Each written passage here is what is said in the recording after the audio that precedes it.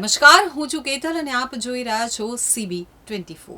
ભગવાન જગન્નાથજીની 148મી રથયાત્રા યોજાવા જઈ રહી છે। તો ભગવાન જગન્નાથજીની રથયાત્રા પહેલા ભગવાનના રથોને સુંદર મજાના કલરોથી સુશોભિત કરવામાં આવી રહ્યા છે।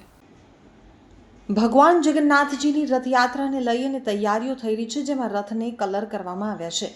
ઓરિસ્સાના પુરી ખાતે જગન્નાથ મંદિરના ત્રણેય રથના કલર મુજબ અમદાવાદના જમાલપુર જગન્નાથ મંદિરના ત્રણેય રથને પણ કલર કરવામાં આવ્યા છે। ખાસ કરીને રથને ઓટો ફિનિશ કલર કરવામાં આવ્યા છે। સૂર્યપ્રકાશથી ઝળહળે એવા ચમકીલા બનાવવામાં આવ્યા છે। તો ભગવાન જગન્નાથના રથને પીળો, બહેન સુભદ્રાજીના રથને લાલ અને ભગવાન બલરામના રથને લીલા કલરના બનાવવામાં આવ્યા છે। રથનું કલર કામ કરનાર ભાઈએ જણાવ્યું હતું કે ભગવાન જગન્નાથજીની રથયાત્રાને લઈ ત્રણેય રથની તૈયારી શરૂ કરી દેવામાં આવી છે, જેના ભાગરૂપે ભગવાનના ત્રણેય રથને 1 મહિના પહેલા જ કલર કરવાની કામગીરી શરૂ કરાઈ છે। ત્રણેય રથને અલગ અલગ કલરથી સજાવવામાં આવે છે।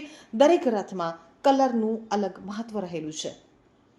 ભગવાન જગન્નાથનો નંદી ઘોષ તરીકે ઓળખાતો રથ, જે સૂર્યનું પ્રતીક ગણાય છે, તેવા પીળા કલરનો કરવામાં આવ્યો છે, જ્યારે બહેન સુભદ્રાજીનો દેવદલન તરીકે ઓળખાતો રથ લાલ રંગથી સજાવવામાં આવ્યો છે।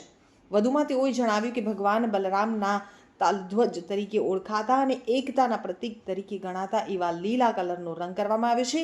ત્રણેય રથ નવા છે, ત્યારે રથમાં ઓટો ફિનિશ કલરથી કલર કામ કરવામાં આવ્યા છે, જેની ખાસિયત એ છે કે આ કલર લાંબા સમય સુધી ચાલતા હોય છે અને તેની ઉપર લેમિનેશન એટલે કે ચમકીલા દેખાય તેવી ફિનિશિંગ કરવામાં આવે છે।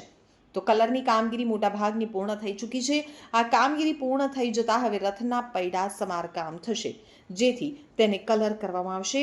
તો દરેક રથની પાછળ ભગવાન શ્રી કૃષ્ણ જગન્નાથજીના દર્શન થાય તે મુજબ રથ બનાવેલા છે, જેથી ત્યાં પણ ફિનિશિંગ સાથે કલર કરાયા છે।